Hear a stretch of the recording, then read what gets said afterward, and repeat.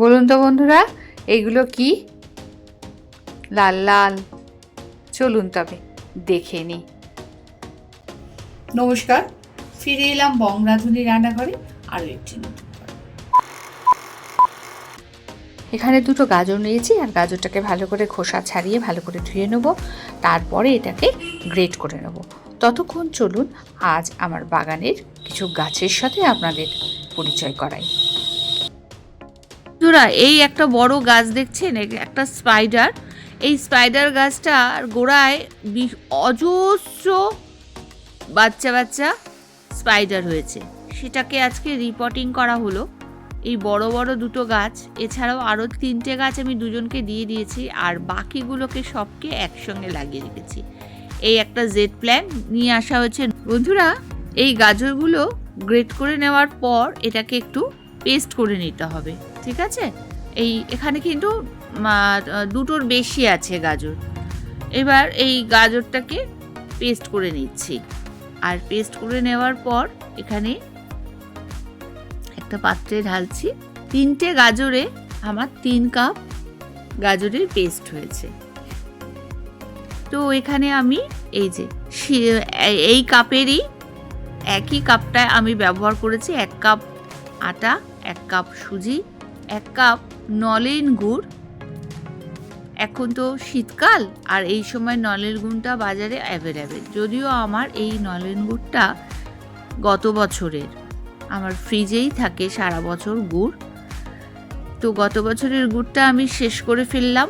আবার নতুন গুড় এসে যাবে 2-1 দিনের মধ্যেই। বলা হয়েছে একজনকে, সে তো এনে দেয় একটু অনেক দূর থেকে। তো সব কিছু একসাথে মিশিয়ে নিচ্ছি। এর মধ্যে কিন্তু আমি এই যে পুরো গাজরটাই দিয়েছি। 3 কাপ গাজর আমি একটু একটু করে মিশিয়েছি। আর 1 কাপ কিন্তু আমি রিফাইন তেলও অ্যাড করেছিলাম। ওই ভিডিওটা না স্কিপ করে ফেলেছি, তো আপনাদেরকে মুখে তাই বলে দিলাম। আর 1 কাপ দুধও দিলাম, ঠিক আছে? এইটা মিশিয়ে নেব। আর আমার কাছে জ্যাগেরি পাউডারও রয়েছে। যদি মনে হয় মিষ্টিটা লাগবে তাহলে আমি একটুখানি জ্যাগেরি পাউডার দেবো, কারণ গোলা নলেন গুড় যদি পাতলা হয়ে যায় দিলে, এই জন্য শেষ সময় কিন্তু আমি আর নলেন গুড় অ্যাড করবো না, আমি জ্যাগেরি পাউডারটাই দিয়ে দেবো। তো এখানে আমি বেকিং সোডা, বেকিং পাউডার আর একটুখানি ভিনিগার মিশিয়ে দিয়ে সব কিছু একসঙ্গে মিলিয়ে নিলাম। এরপর অন্য একটা পাত্রের মধ্যে তেল ব্রাশ করে নিয়ে ওপর থেকে একটু আটা দিয়ে দেবো, যাতে খুব সহজেই কেকটা ডিমোল্ড হয়। তো অতিরিক্ত আটাটা আবার ঝেড়েও নেব। উপর থেকে তেলটা ব্রাশ করে দেওয়ার পর একটুখানি আটাটা ছড়িয়ে নিচ্ছি। অতিরিক্ত যে আটাটা থাকবে সেটাকে আমি ঝেড়ে ঢেলে নেবো আর কি, ঠিক আছে? এরপরে আমি এইখানে এই যে কেকের পাত্রটার মধ্যে যে কেকের ব্যাটারটা তৈরি করে রেখেছিলাম, আজকে গাজরের কেক, আর এই গাজরের কেক করার জন্য যা যা উপকরণ লাগে সব কিছু অ্যাড করেছি।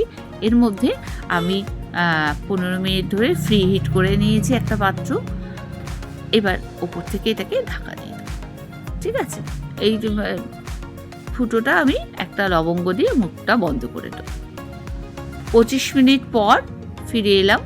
কেক আমার রেডি। দেখুন, খুব সহজেই ডিমোল্ড হয়ে গেছে। সঙ্গে থেকে সম্পূর্ণ ভিডিও দেখার জন্য অনেক ধন্যবাদ।